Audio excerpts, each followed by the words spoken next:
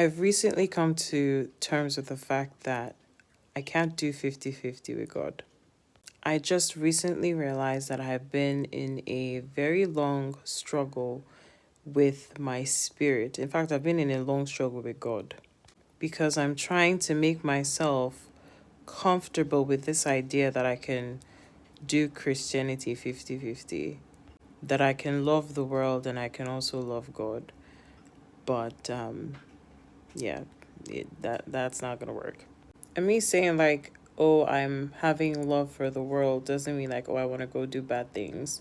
The best example I can use is literally using my gifts or talents for the world. Like, I do like to, I'm very artistic. I like to draw. Say I use that gift, instead of using that gift for God, I'm using it um, to promote worldly things. And it can be very conflicting because the things of the world can be very attractive.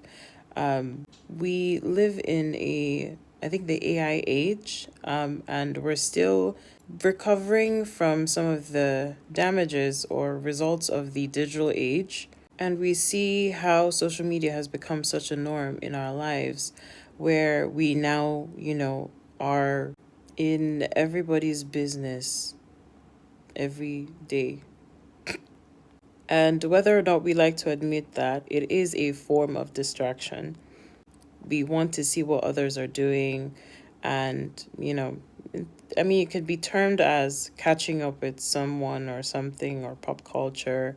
But when you find yourself doing that consistently, it doesn't leave any room for God. And in Exodus 20, verse 5, it tells us that we do serve a jealous God. And in the aspect of doing 50-50, the Bible also tells us that this can be done. You could take a look at Matthew 6, verse 24, and it says, "You cannot be a slave of two masters. You will hate one and love the other. You will be loyal to one and despise the other." We can also see this again in Luke 16, verse 13, and it says, "No servant can be the slave of two masters. Such a slave will hate one and love the other, or will be loyal to one and despise the other. You cannot serve both God and money."